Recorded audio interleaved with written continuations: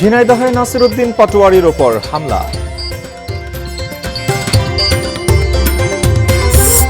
১২৭তম নজরুল জয়ন্তী উদ্বোধন করতে কাল ত্রিশাল যাচ্ছেন প্রধানমন্ত্রী। এবং যাত্রীর চাপ বেড়েছে ঈদযাত্রায় কোথাও কোথাও দুর্ভোগের শঙ্কা।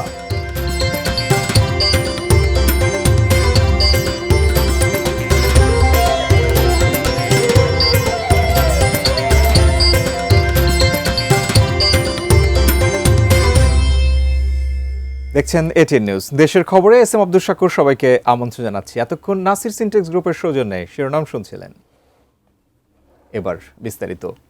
ঝিনাইদহে জাতীয় নাগরিক পার্টি এনসিপির মুখ্য সংগঠক নাসিরউদ্দিন পাটোয়ারির উপর ডিম নিক্ষেপ ও হামলার ঘটনা ঘটেছে। দুপুর ২টার দিকে ঝিনাইদহ পুরাতন কালেক্টরেট মসজিদের সামনে এ ঘটনা ঘটে।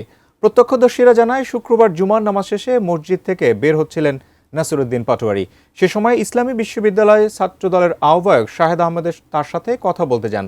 কথা বলার এক পর্যায়ে পেছন থেকে কিছু যুবক ডিম নিক্ষেপ করে এবং হামলা চালায়। এতে এনসিপির কয়েকজন যুবক আহত হন। এই ঘটনার পর এনসিপির নেতারা বিক্ষোভ করেন। তারা হামলার সাথে জড়িতদের দ্রুত গ্রেপ্তারের দাবি জানান।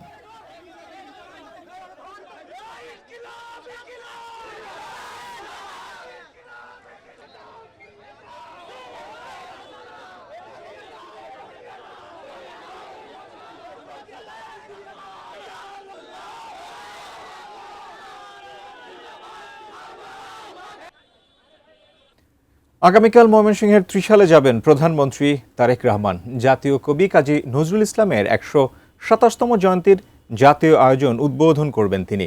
প্রধানমন্ত্রীর আগমনকে ঘিরে উৎসবমুখর হয়ে উঠেছে পুরো ত্রিশাল।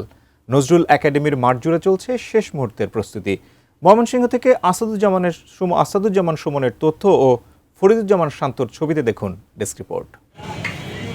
কবি কাজী নজরুল ইসলামের বাল্যস্মৃতি বিজড়িত ত্রিশালের নজরুল একাডেমি মাঠ। এখানে ২৩ মে থেকে শুরু হবে ৩ দিনব্যাপী জাতীয় নজরুল জয়ন্তী উৎসব। উদ্বোধন করবেন প্রধানমন্ত্রী তারেক রহমান। প্রধানমন্ত্রীর আগমনকে ঘিরে শেষ মুহূর্তের ব্যস্ততা। তৈরি হচ্ছে নান্দনিক মঞ্চ ও বিশাল প্যান্ডেল। সাজসজ্জার পাশাপাশি জোরদার করা হচ্ছে নিরাপত্তা ব্যবস্থাও। এখানে যারা অতিথি আসবে তা না, আমাদের মেলার শৃঙ্খলা বজায়ের ক্ষেত্রেও আমাদের বাংলাদেশ পুলিশের, আমাদের ত্রিশাল থানা এবং জেলা পুলিশ এবং পুলিশের অন্যান্য ইউনিট তারা এই বিষয়টাতে কাজ করছে। নজরুল জয়ন্তী এবার জাতীয়ভাবে উদযাপিত হওয়ায় স্থানীয়দের মধ্যে ব্যাপক উৎসাহ। আয়োজনকে ঘিরে রাজনৈতিক, সামাজিক ও সাংস্কৃতিক সংগঠনের মধ্যে চলছে ব্যাপক প্রস্তুতি। ৩ দিনের অনুষ্ঠানমালায় থাকছে আলোচনা সভা, স্মৃতিচারণ, সাংস্কৃতিক অনুষ্ঠান, গ্রামীণ মেলা ও বইমেলা। জাতীয় পর্যায়ে শিল্পীদের পাশাপাশি অংশ নেবেন ময়মনসিংহ বিভাগের বিভিন্ন সাংস্কৃতিক সংগঠনের শিল্পীরা। ত্রিশালে যতগুলো প্রতিষ্ঠান আছে, নৈতিক প্রতিষ্ঠান আছে, সবগুলো প্রতিষ্ঠান যেন মাননীয় প্রধানমন্ত্রী মঞ্চে ঘোষণা দিয়ে যান, যাতে এমপিভুক্ত দ্রুত হয়। ত্রিশালের রাস্তাঘাটের অবস্থা বেহাল হয়ে দাঁড়িয়েছে। শিক্ষা খাতগুলো আরো উন্নয়ন চাই এবং ত্রিশালের স্বাস্থ্য ব্যবস্থাগুলো সুন্দর হয়। প্রধানমন্ত্রী তারেক রহমান সফরের সময় পিতা সাবেক রাষ্ট্রপতি শহীদ জিয়াউর রহমানের খনন করা একটি খালের পুনঃখনন কাজের উদ্বোধন করবেন। একাধিক রাজনৈতিক কর্মসূচিতেও অংশ নেবেন তিনি। সত্যি আনন্দে অতিশয্য হয়ে গেছি যে ওনার বাবার এই সমস্ত আলোকচিত্র প্রদর্শনীর মাঝখানে উনি খাল খননের অংশগ্রহণ করতে যাচ্ছেন। দীর্ঘদিন পর জাতীয়ভাবে ত্রিশালে নজরুল জয়ন্তী উদযাপন এবং প্রধানমন্ত্রীর আগমন ঘিরে পুরো ত্রিশালে বিরাজ করছে উৎসবের আমেজ। Desk report, ATN news. Eid ul ফিতরের চেয়ে এবার ঈদ যাত্রায় ঘরমুখো মানুষের ভোগান্তি বাড়তে পারে। বিভিন্ন প্রকল্পের উন্নয়ন কাজ চলতে থাকা, বৃষ্টিতে অনেক স্থানে মহাসড়কের বেহাল দশা এবং মহাসড়কে অস্থায়ী কোরবানির পশুর হাট বসানো সহ নানা কারণে এমন শঙ্কা রয়েছে এবার। তবে ঈদের আগে শেষ শুক্রবার সড়কে যাত্রীর চাপ বাড়লেও এখনও বড় কোনো যানজট তৈরি হয়নি। প্রতিনিধিদের পাঠানো তথ্য ছবিতে দেখুন ডেস্ক রিপোর্ট। ঢাকা আরিচা মহাসড়ক ও নবীনগর চন্দ্রা মহাসড়কে যাত্রীদের ভিড় বেড়েছে। তবে যানবাহনের ধীরগতি ছাড়া বড় ধরনের যানজটের খবর পাওয়া যায়নি। এদিকে সাভারে যাত্রীদের কাছ থেকে অতিরিক্ত ভাড়া নেওয়ার অভিযোগ পাওয়া গেছে। আমরা 500-550 টাকাতে যেতাম, এখন ঈদের মৌসুম, এখন বর্তমানে ভাড়া একটু বাড়ছে। 500 করেছিল, এখন 1200-800 করে নিচ্ছে। যানজট আছে, এর মধ্যে মনে করেন যে এভাবে চলা লাগতেছে। দেশের অন্যতম গুরুত্বপূর্ণ মহাসড়ক ঢাকা টাঙ্গাইল মহাসড়ক। এই মহাসড়ক দিয়ে স্বাভাবিক সময় 15 থেকে 20,000 যানবাহন পারাপার হলেও ঈদে এর চাপ বেড়ে যায় কয়েক গুণ। ঈদ যাত্রায় যমুনা সেতুতে ধারণ ক্ষমতার অধিক যানবাহন পারাপার, এলেঙ্গা নির্মাণাধীন ফ্লাইওভার সহ ঢাকা টাঙ্গাইল যমুনা সেতু মহাসড়কে যানজটের সংখ্যা রয়েছে। বাস পাচ্ছি না, বাস যেগুলো পাচ্ছি ভাড়া অনেক বেশি। গাড়ি নেই, রোদের মধ্যে দাঁড়ায় থাকতে হয়। এই কাউন্টার থাকলে পরে দাঁড়ায় থাকা লাগতো না, সময় মতো এসে গাড়ি নিয়ে যেত। যমুনা সেতু থেকে এলেঙ্গা পর্যন্ত 13.5 কিলোমিটার সড়কটি 4 লেন সম্পূর্ণ না হয় পুরো রাস্তায় গাড়ির চাপ বেড়েছে। ঈদ যাত্রা নির্বিঘ্ন করতে ফিটনেসবিহীন যান চলাচলের বিরুদ্ধে ব্যবস্থা নেওয়া হচ্ছে বলে জানিয়েছেন পুলিশের এই কর্মকর্তা। ফিটনেসবিহীন গাড়ি, লক্ষ্যচক্কর গাড়ি যে নর্থ বেঙ্গল থেকে আসে, এগুলির বিরুদ্ধে কিন্তু আমাদের অভিযান চলমান রয়েছে। এইসব গাড়ি যেন ঈদের সময় চলাচল না করতে পারে। ঈদুল আজহা ঘরমুখী মানুষের যাতায়াত নিরাপদ ও নির্বিঘ্ন করতে দক্ষিণ পশ্চিমাঞ্চলের অন্যতম প্রবেশদ্বার ঢাকা মাওয়া ভাঙা এক্সপ্রেসওয়ের পদ্মা সেতুতে মাওয়া ও জাজিরা প্রান্তের টোল প্লাজায় সচল থাকছে মোট 19টি টোল বুথ। সেতুর দুই প্রান্তে যানবাহন ও মোটরসাইকেলের চাপ সামলাতে নেওয়া হয়েছে বিশেষ ব্যবস্থা।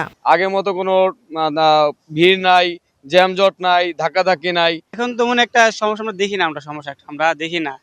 এখন আগে চেয়ে অনেক ভালো আছে, দেখি আগে থেকে অনেক। হাইওয়ে পুলিশ সহ একাধিক টিম আমরা কাজ করতেছি যাতে প্রত্যেকটা নাগরিক খুব সুন্দরভাবে ঈদুল আজহা উপলক্ষে নিজ নিজ বাড়িতে গমন করতে পারে।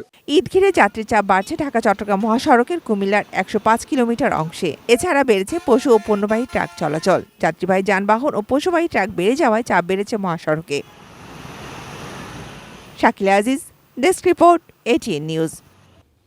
অল্প সময়ের মধ্যে ঈদযাত্রা স্বস্তির ও নির্বিঘ্ন করা চ্যালেঞ্জিং বলে জানিয়েছেন সড়ক পরিবহন ও সেতুমন্ত্রী রবিউল আলম। দুপুরে কুমিল্লা নগরীর জেলা শিল্পকলা একাডেমিতে সড়ক দুর্ঘটনায় ক্ষতিগ্রস্তদের মাঝে সহযোগিতার চেক বিতরণ অনুষ্ঠানে প্রধান অতিথি হিসেবে অংশগ্রহণ শেষে সাংবাদিকদের এসব কথা বলেন তিনি। এর আগে কুমিল্লা জেলা প্রশাসন এবং বিআরটিএ কুমিল্লা সার্কেলের যৌথ উদ্যোগে বিআরটিএ ট্রাস্টি বোর্ড ও বাংলাদেশ রেলওয়ে কর্তৃক কুমিল্লা জেলায় সড়ক দুর্ঘটনায় নিহত ও আহতদের মধ্যে 4,89,00,000 টাকার ক্ষতিপূরণ চেক বিতরণ করেন তিনি।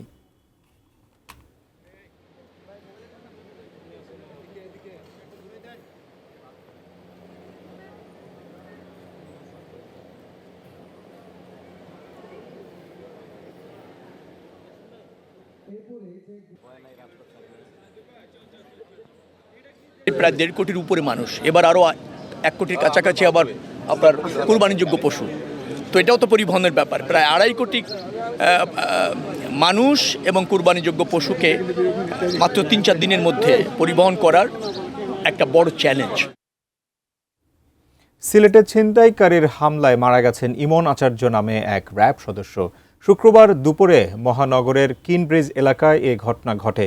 অভিযুক্ত ছিনতাইকারীকে আটক করেছে র্যাব। এ বিষয়ে বিস্তারিত জানাতে সরাসরি যুক্ত হচ্ছি আমাদের সিলেট প্রতিনিধি কামরুল ইসলাম মাহির সঙ্গে। মাহি, কিভাবে ঘটনাটা ঘটলো এবং এই ঘটনা পরবর্তী এই মুহূর্তে কি কার্যক্রম আছে? আসলে আইন শৃঙ্খলা বাহিনী কি কার্যক্রম গ্রহণ করেছে জানাবেন।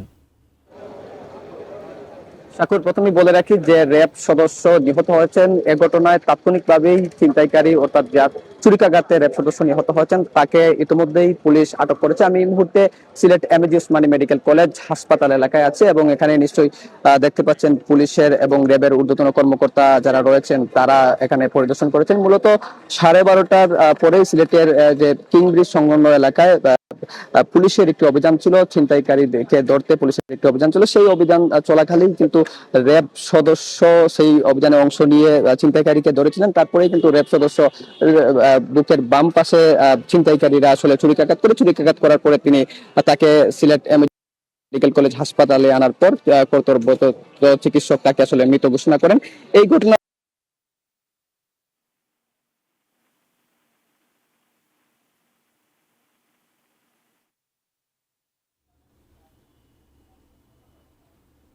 মাহি, ধন্যবাদ আপনাকে। পরবর্তী সংবাদে প্রয়োজন আবারও যুক্ত হব। সিলেট থেকে ছিনতাইকারীর আঘাতে নিহত হয়েছেন র্যাব সদস্য, সে খবর জানাচ্ছিলেন সহকর্মী কামরুল ইসলাম মাহি। দর্শক, দেশের খবর একটা বিরতি নিচ্ছি, এরপরে যখন ফিরব তখন আরও থাকছে। দেশের বড় বাণিজ্যিক দুম্বার খামারগুলোতে এখন দারুণ ব্যস্ততা।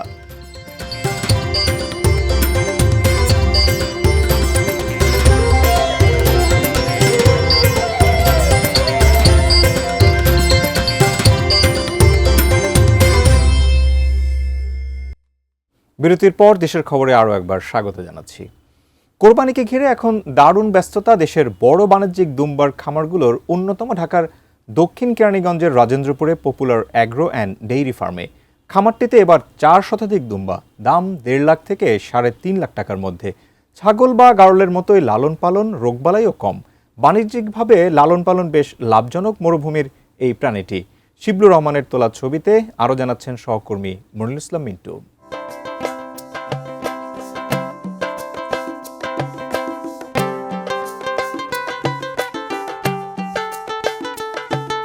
দুম্বা, এটা তো আমরা জানি যে মরুর বুকে জন্ম, সেখানে লালন পালন হয়।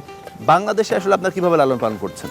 বাংলাদেশের আবহাওয়ার সাথে মোটামুটিভাবে সামঞ্জস্যপূর্ণ হয়ে গেছে এখন, কারণ আমরা তো এখন পালতেছি, কোনো সমস্যার সম্মুখীন হচ্ছি না। ভেড়া এবং গাড়লের সঙ্গে তুলনা করি, সেটার সাথে এই দুম্বার লালন পালনের কোনো পার্থক্য আছে কিনা? না, তেমন কোনো পার্থক্য নাই, তবে আলাদা কিছু আপনার কেয়ার করার লাগে, এদের পরিচর্যা করার লাগে। পরিচর্যার ভিতরে এদের নিয়মিত গোসল করানো লাগে, এরপরে আপনার লোম কাটার লাগে 2-3 মাস অন্তর। আর খাওয়া দাওয়ার দিক থেকে একটু মানে বাড়তি খরচ আছে। দুম্বার অনেকগুলো জাত আছে, যেরকম পার্সিয়ান, তুর্কি, এবং অনেকগুলো জাত আছে। কতগুলো দুম্বা আছে এখানে এখন? আমাদের এখানে এখন আপাতত আপনার দুম্বা, অরিজিনাল দুম্বা এবং সাথে কিছু ক্রস আছে, সব মিলাই প্রায় 400-র মতন আছে। 400?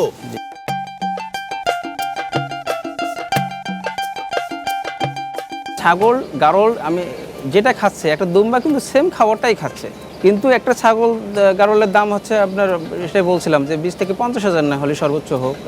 একটা দুম্বা কিন্তু আপনার হইলেই তার দাম 1.5 লাখ থেকে 2 লাখ টাকা। এটা নিঃসন্দেহে লাভজনক একটা ব্যবসা। এরপরে হচ্ছে আপনার ছাগলের দেখেন ঠান্ডা বিভিন্ন জনিত রোগ হয়ে থাকে, কিন্তু এই দুম্বার কিন্তু একেবারে রোগ ব্যাধি খুবই কম। আমরা এমনভাবে রাখি, প্রতিটা খাঁচায় হচ্ছে আপনার একটা করে পাঠা রাখি এবং 25 থেকে 27টার মতন হচ্ছে ফিমেল দুম্বা আছে। আমাদের এখানে কিছু গারল ছিল, তো গারল দিয়ে আমরা ওই যে আপনার দুম্বা পাঠা দিয়ে কিছু ক্রস করছিলাম, সেই ক্রস কিছু রয়ে গেছে আমাদের এখানে। গারল এবং দুম্বা ক্রস হয়। হ্যাঁ। Monirul Islam Mintu, ATN news, Keraniganj, Dhaka. দেশের খবর আর একটা বিরতি নিচ্ছি, ফিরছি খানিক বাদেই, সঙ্গেই থাকুন।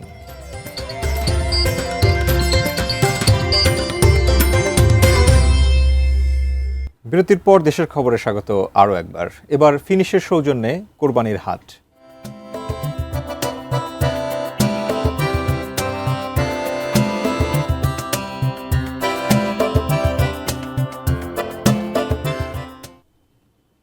জমে উঠতে শুরু করেছে কোরবানির পশুর হাটগুলো। ব্রাহ্মণবাড়িয়া জেলার স্থায়ী হাটের পাশাপাশি বসছে 112টি অস্থায়ী পশুর হাট। ব্যাপারীরা গরু আনছেন, কেনাকাটা জমে না উঠলেও ক্রেতারা ঘুরে ফিরে দেখছেন। প্রাথমিকভাবে জানা যাচ্ছে ছোট ও মাঝারি আকারের গরু আসছে কম, দামও তুলনামূলক বেশি। ব্রাহ্মণবাড়িয়ার নবীনগরের 22 মৌজা পশুর হাট ঘুরে বিস্তারিত জানাচ্ছেন পূর্বাঞ্চলীয় ব্যুরো প্রধান পীযূষ কান্তি আচার্য। পূর্বাঞ্চলের অন্যতম বৃহৎ নবীনগরের 22 মৌজা পশুর হাটে এখনই ভিড় লেগেছে। ভোর থেকেই বিভিন্ন উপজেলা ও দূর দূরান্ত থেকে ট্রাকে পিকআপ ভ্যানে করে পশু নিয়ে আসেন খামারি ও কৃষকরা। বেলা বাড়ার সাথে সাথে বাড়ছে ক্রেতার আনাগোনা।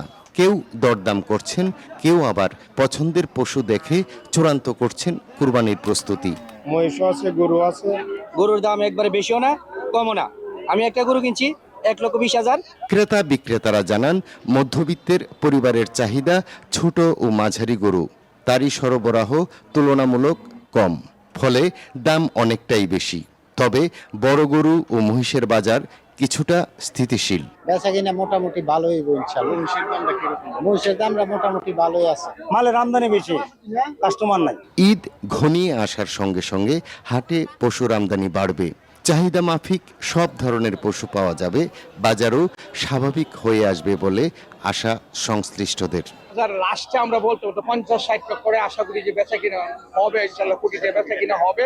দামে সস্তাই, আর সামনে একটা বাজার আছে, আশা করি বাজারটা বেচা কিনা ভালো হবে। চলতি বছর ব্রাহ্মণবাড়িয়ায় প্রস্তুত করা হয়েছে প্রায় 1,33,000 গরু, মহিষ, ছাগল ও ভেড়া। তবে চাহিদা রয়েছে প্রায় 1,69,000 পশুর। এ ঘাটতি পূরণ হবে আশেপাশের জেলার পশু দিয়ে। পীযূষ কান্তি আচার্য, এটিএন নিউজ, 22 মৌজা বাজার, নবীনগর, ব্রাহ্মণবাড়িয়া। ফিনিশ আপনার ঘরবাড়ি ও আঙ্গিনার সকল কীটপতঙ্গ ধ্বংস করে। কোরবানির ঈদকে সামনে রেখে জমে উঠতে শুরু করেছে সাভার পৌরসভার একমাত্র পশুর হাট। গরু বিক্রি করে নিরাপদে বাড়ি ফিরবে ব্যবসায়ীরা প্রতিশ্রুতি দিচ্ছেন ইজারাদাররা। সাভার রেডিও কলোনি পশুর হাট থেকে বিস্তারিত জানাচ্ছেন সহকর্মী কামরুজ্জামান। আমরা জানি যে এই ঈদে পশুর হাটে প্রায় অর্থ হারানোর ঘটনাও ঘটে, তবে নিশ্চয়তা কিছুটা দিয়েছে ইজারাদাররা। কি আছে আপনার কাছে জানাবেন? শাকুর, আপনাকে ধন্যবাদ। আপনি যেমনটি বলছিলেন যে আসলে আমি এই মুহূর্তে রয়েছি সাভার পৌরসভার ঠিক রেডিও কলোনি স্কুল মাঠের একমাত্র কিন্তু এই পৌরসভার যে হাটটি, আমরা একটু আপনাকে ক্যামেরার মাধ্যমে দেখাই। এরই মধ্যে কিন্তু জমতে শুরু করেছে যে সাভার যে পৌরসভার যে পশুর হাট, সে পশুর হাটটি কিন্তু এরই মধ্যে এসেছে। এবং আজকে কিন্তু আমরা দেখেছি যে শুক্রবার, যেহেতু আপনার অনেক মানুষ কিন্তু এরই মধ্যে কিন্তু এই ক্রেতারা কিন্তু এসেছে, তারা অনেকেই গরু দেখছে এবং বিভিন্ন রকমের যে গরু তারা কিন্তু এখানে দেখছে এবং দামও কিন্তু হাঁকছে। ব্যাপারীরা কিন্তু একটি গরুর আসলে যে আপনি এই গরুটারই আমি দাম জিজ্ঞেস করেছি, 1,80,000 টাকা কিন্তু দাম হাঁকছে ব্যাপারী। তবে দাম কম বেশির মধ্য দিয়েই কিন্তু আপনি দেখতে পাচ্ছেন মাঠে কিন্তু প্রচুর গরু এর মধ্যে আসতে শুরু করেছে এবং প্রতিনিয়তই কিন্তু আসছে। আমরা যদি একটু আপনাদেরকে দেখাই যে এখানে কিন্তু প্রচুর, আজকে কিন্তু শুক্রবার যেহেতু ছুটির দিন, অনেক মানুষ তারা কিন্তু এসেছে এবং আমরা আপনাদেরকে দেখাই যে যে এই যে একটু পরেই কিন্তু আসলে এই হাটের যে এখানে দেখতেছেন যে এখানে কিন্তু হাসিল নেওয়া হয় এবং এখানে ইজারাদাররাও কিন্তু এখানে তারা কিন্তু বসেছেন। আমরা যদি একটু আপনাদেরকে একটু বলতে চাই, অল্প সময়ের মধ্যে ব্যবসায়ীদের কিভাবে নিশ্চয়তা দিচ্ছেন তারা টাকা নিয়ে ভালো করে নিরাপদে বাড়ি ফিরবে? আসসালামু আলাইকুম। মূলত ক্রেতা এবং বিক্রেতা নিরাপত্তার জন্য এখানে সাভার থানার এবং ডিবির টিম আছে, র্যাবের টিম আছে, প্লাস আমাদের নিজস্ব সিকিউরিটি ব্যবস্থা আছে, সিকিউরিটি ক্যামেরা আছে, জাল টাকা শনাক্তের জন্য মেশিন আছে, গরুর অসুস্থ গরু যাতে এখানে বিক্রি না হয় তার জন্য আমাদের ভেটেরিনারি সার্জন আছে এবং ক্রেতা বিক্রেতা অসুস্থ হইলে আমাদের এখানে রেড ক্রিসেন্টের পক্ষ থেকে একটা মেডিকেল বুথ আছে।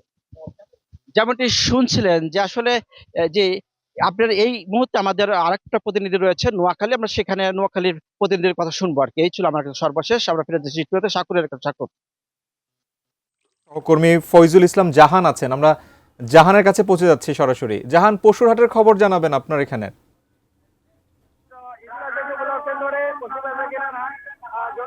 জমে উঠেছে। এর মধ্যে আজ শুক্রবার নোয়াখালী জমিদার হাটে এখানে এই মহাসড়কের উপরে পশু বেচা কেনার হাট জমে উঠেছে। এখানে আমি প্রশাসনের সঙ্গে কথা বলেছি যে মহাসড়কের উপরে কেন, সেখান থেকে প্রশাসন আমাকে যে বিষয়টি জানিয়েছেন যে এখানে পশুর যাতায়াত সুবিধার্থে এবং বাজার কর্তৃপক্ষের সাথে সমন্বয় করে এখানে মহাসড়কের এক পাশেই পশু বেচা কেনার হাট চলছে। পাশাপাশি এখানে পর্যাপ্ত স্বেচ্ছাসেবী আছেন। যে বিষয়টি জানিয়ে রাখি, এই পশু হাটে মাঝারি আকারের গরুগুলোর চাহিদাটাই বেশি, কারণ এখানে স্থানীয় যে কোরবানি যারা দিবেন তাদের মধ্যে শরিকেই বেশিরভাগ মানুষ কোরবানি দেন, তারা এখানে দলে দলে আসছেন, তারা মাঝারি সাইজের পশুগুলো পছন্দ করছেন। আমি একটু আগেও দেখছি এখানে কয়েকটি গরু বিক্রি হয়েছে মাঝারি আকারের। এ হচ্ছে নোয়াখালী থেকে, নোয়াখালী জমিদার থেকে কোরবানির পশুর হাট নিয়ে আমার কাছে সর্বশেষ। সাকুর, ধন্যবাদ জাহান। পরবর্তী সংবাদে প্রয়োজনে আবার যুক্ত হব। নোয়াখালী থেকে ফয়জুল ইসলাম জাহান তিনি জানাচ্ছিলেন সেখানকার পশুর হাটের খবর। দর্শক, এই ছিল আজকের দেশের খবর। এতক্ষণ সঙ্গে থাকার জন্য ধন্যবাদ সবাইকে।